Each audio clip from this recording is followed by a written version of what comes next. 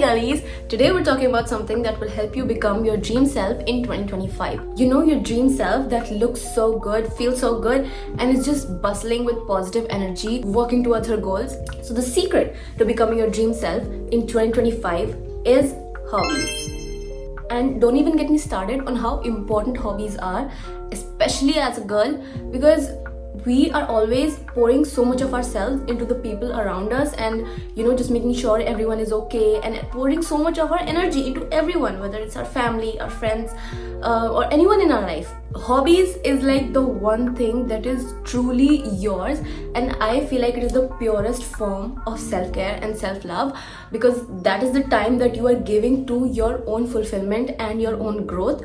So hobbies are the key to actual self-care and self-love. Now, the hobbies that we are talking about today are not just pastime hobbies. These are actual things that will help you become your dream self, that will help you get closer to your goals, and just help you in your overall growth and development.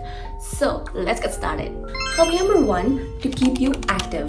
And trust me when I say this, having a hobby that keeps you physically fit does wonders for your mood. It does wonders for your body. You will notice that it helps you improve in all the other areas of your life.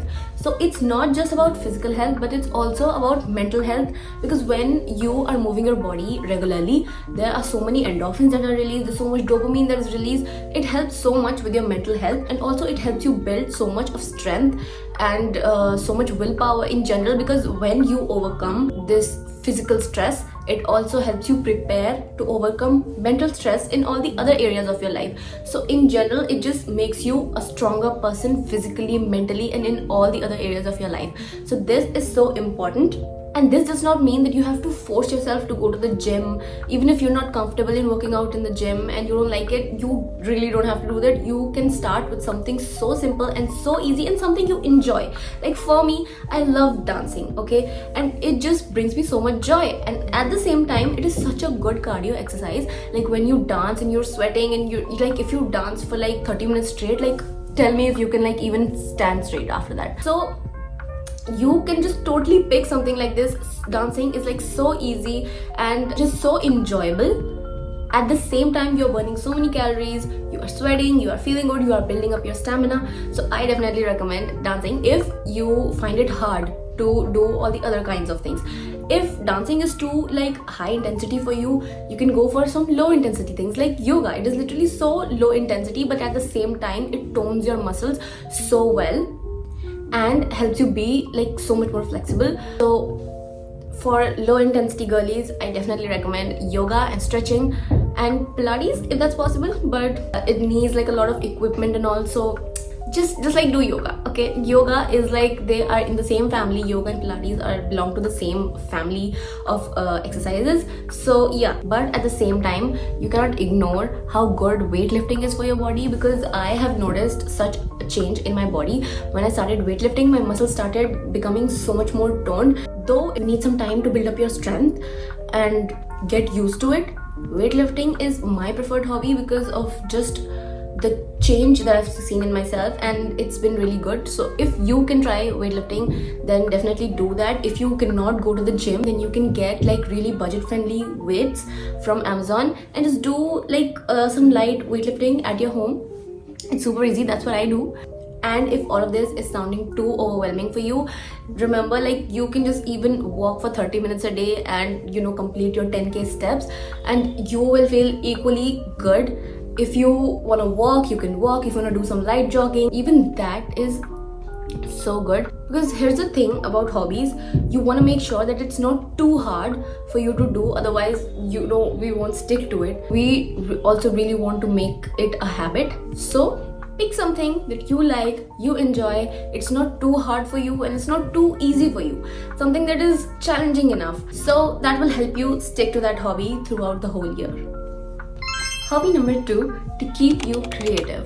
This is my favorite kind of hobby. I love doing creative things, whether it's arts, craft, drawing, painting. And you really don't have to limit yourself to arts, crafts and drawings and paintings, because I know not everyone is good at it, and a lot of people don't really feel confident, or a lot of us can get stuck in like the perfectionist mindset, and even if we screw up here and there a little bit, we're like, no, this is like so bad. But you don't have to limit yourself. There are so many ways to be creative. You can do journaling, you can write poetry, you can do knitting and crocheting, which is like, oh my god, I love doing crochet. These are such relaxing hobbies.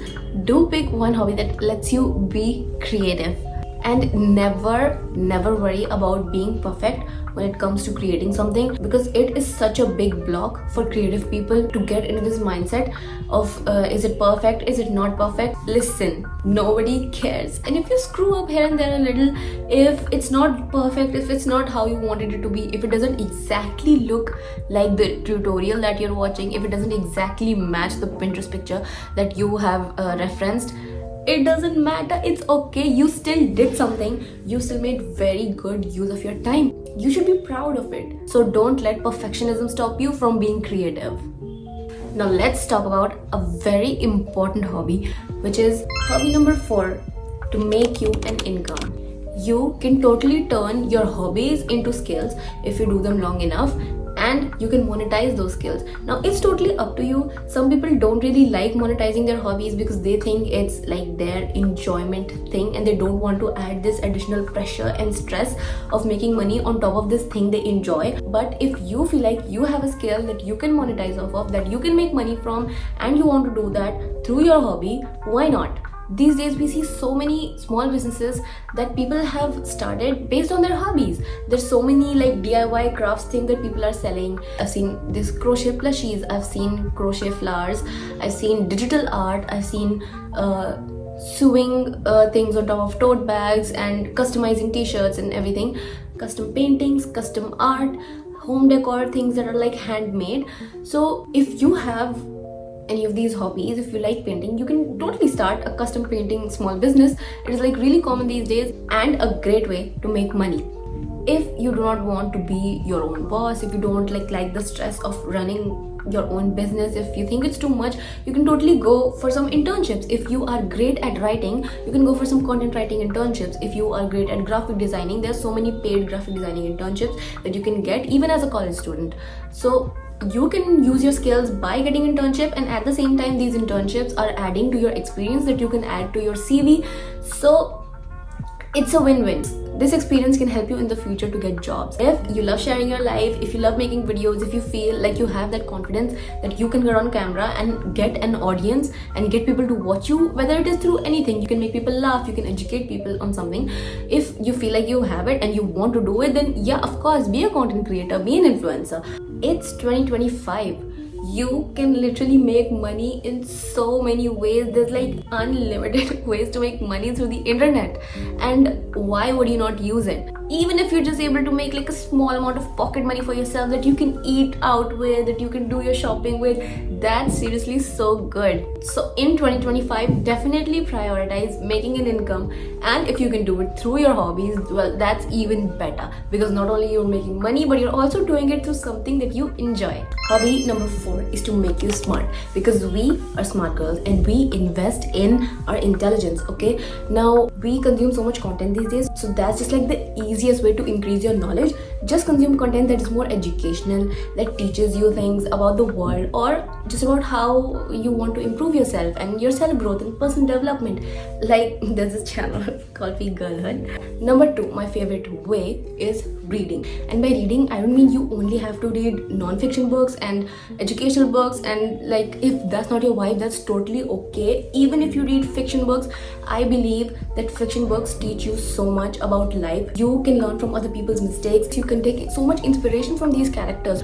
So definitely recommend reading. It is enjoyable, and at the same time you are getting so many perspectives in your life. There is so much to gain from reading books. I think I'll start like a reading challenge on this channel where I'm reading like one book a week and then giving my reviews on it and taking you through my journey on reading the book. So let me know if that's something you would like. I would love to do that. So let me know in the comments down below. So these were the 4 hobbies that you absolutely need in 2025. And remember, do not put too much stress or pressure on yourself to do these, because ultimately hobbies are for your enjoyment.